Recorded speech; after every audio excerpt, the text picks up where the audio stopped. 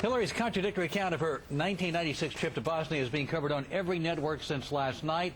Why wasn't a challenge as soon as it happened last week? Fox News reported on the contradictions almost immediately. Joining us now is the author of the book Whitewash, Media Research Center President Brent Bozell. Now, Brent, am I wrong to suggest you're going to say you think Hillary's gotten a pass from the media in general during this campaign? Well, no, I'm not going to say that during this campaign. I'm going to say for the last 15 years. And in the book, we said it would continue during this campaign, and it has. Not as much as she expected it, and not as much as I expected, to be sure. They have been somewhat tough on her, but this latest Bosnia story is yet another indication of this. Well, they've been much tougher on her than Obama. The Center for Media and Public Affairs 2008 Election News Watch examined the content of 682 news stories in the evening news December through February. Obama getting 85% positive compared to Clinton 53%. Since Super Tuesday, 98% of comments about Obama's prospects for winning have been positive, 53% for Clinton. Time after time after time, she has gotten much more negative coverage consistently through this campaign. Yes, compared to Barack Obama, absolutely yes. But that's because he's been treated like he's the second coming or the third coming or something in this world.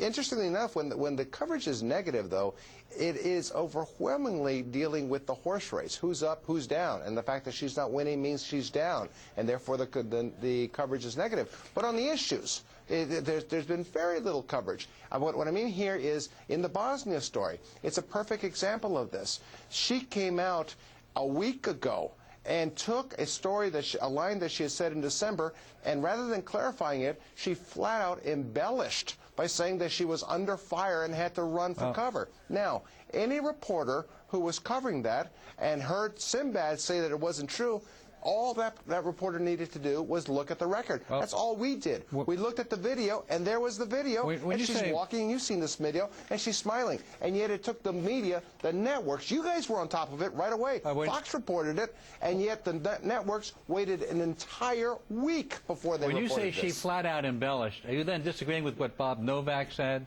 what Juan Williams said, that there was no conscious effort to lie here, but you tell the story over time, and you know, it's the basis of the story that she was warned and they had extra security turns out to be true, but it wasn't a calculated lie.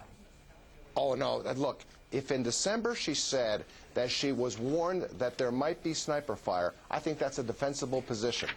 But when she clarified it by saying that she was under fire and that she had to run on the tarmac for cover, then she's not telling the truth, Alan.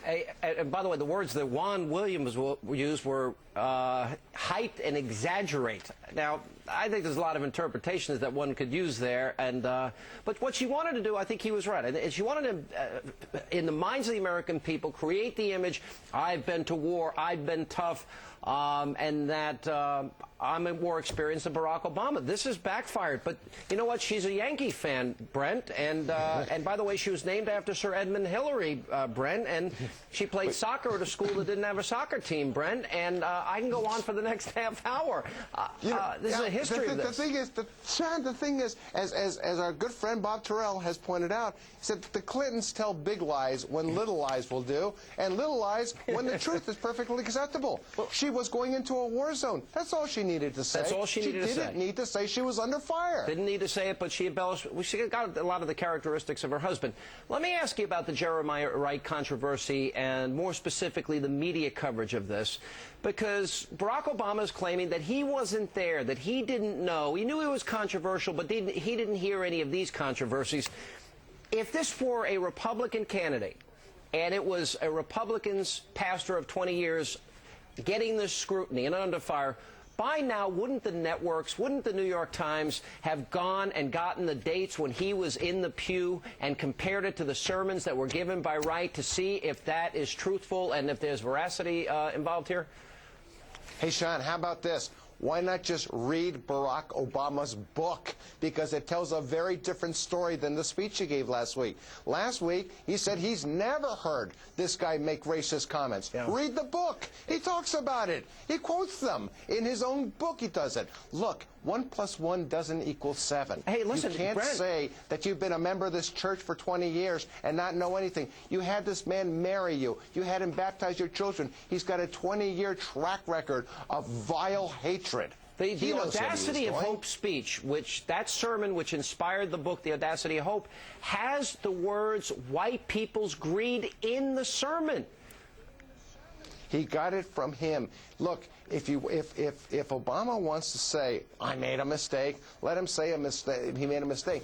But when a candidate says but can you make a mistake 1 + 1 = 7, I think the media have a responsibility to be honest about it. Can you make Instead, they just slobbered all over him. Can you make a mistake for 20 years, Brent? Can you have an association for 20 years? Look, somebody can have an association, but at some point he had to know where the Reverend was coming from, no? If Reverend Wright had made this kind of statement once, twice, 3 times, 4 times, maybe. He's got years and years of a track record of doing this. Of course Obama had to know what this man was doing. Of course he did. All right. Brent Bozell, Media Research Center. Thank you for being with us, my friend.